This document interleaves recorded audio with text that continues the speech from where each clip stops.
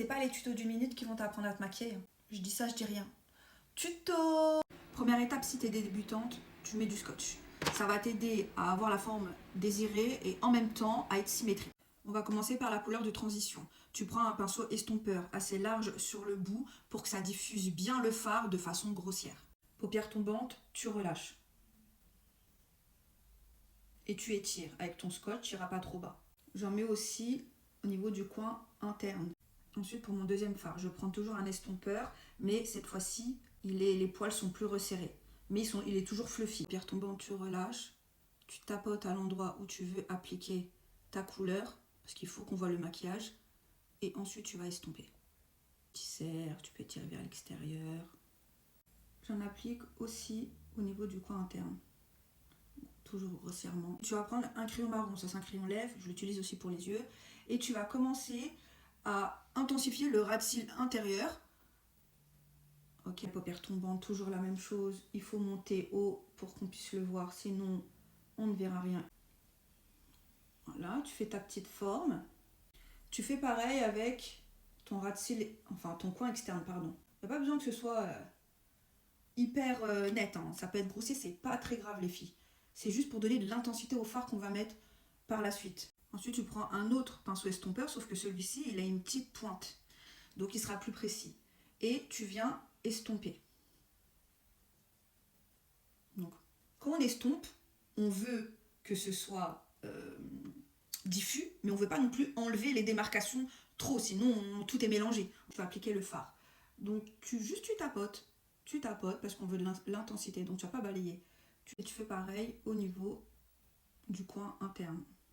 C'est pas grave les démarcations, ça on s'en occupera après, c'est pas très grave. Le but c'est de laisser un coin plus clair au centre. Tu reprends tes couleurs de transition et là tu vas venir au niveau des bords et tu vas balayer, tu vas estomper pour que ça se fonde. Mais il faut qu'on voit quand même le contraste. Tu prends un pinceau angle, celui-ci il est quand même pas mal épais, c'est pas dérangeant. Tu prends ton fard et tu vas bien tapoter au niveau du ras de cils parce qu'on ne veut pas des trous, on ne veut pas que ce soit plus clair. Ici, il faut vraiment, c'est ça qui donne un côté regard sensuel, sexy, tout ce que j'aime quand je fais mes yeux. C'est ça, parce que le ras de cils, il doit être bien comblé.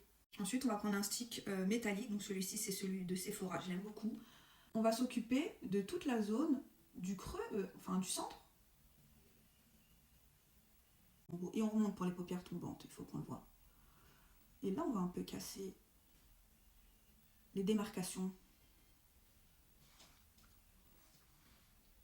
Bah, je vous assure qu'il est beaucoup plus beau en vrai qu'en lumière. Genre, c'est une bombe ce stick. Dommage, il ressort pas bien. Donc là, tu pourrais totalement t'arrêter, hein. Ton halo, il est fait. Tu le travailles un peu au doigt pour estomper les bords. Il est vraiment beau ce stick. Purée, dommage qu'il ressort pas. Il est copper, mais il a du rouge dedans aussi. Je vais prendre une palette de MAC. Bon, c'était une édition limitée. Je sais pas s'ils font ce fard individuel. Et je vais le travailler au doigt. Parce qu'au doigt, je trouve qu'il y a plus de pigmentation. Ça, hyper bien avec le stick en dessous. Oh, j'aime trop. Une fois l'intérieur fait, donc le centre fait, tu reviens avec ton fard, ton pinceau et tu estompes encore par rapport aux démarcations. On veut fondre vraiment le make-up ensemble. Ensuite, je vais appliquer mon crayon. Celui-là, je l'aime beaucoup, c'est le Marc Jacobs. Et en fait, j'aime bien parce que la mine, elle est vraiment petite. C'est-à-dire quand tu as envie d'être précise et que tu as les yeux sensibles, tu ne dois pas trop tripoter cette zone. Je le kiffe. Et là, on va combler tous les fils. Ensuite, tu prends un pinceau assez précis, là, c'est un angle. Et tu vas juste estomper les bords du crayon. Tu ne vas pas au-dessus parce qu'on veut garder l'intensité. Couleur de transition avec un pinceau crayon, mais le pinceau crayon, il est quand même fluffy. Il n'est pas dur, il n'est pas ferme. Ensuite, je vais reprendre mon fard le plus foncé et je vais repasser sur toute ma ligne marron, même sur ma muqueuse. Je reprends mon stick et j'applique mon coin de lumière ici également. T'enlèves le scotch, tu viens estomper les bords pour que ça fasse plus naturel.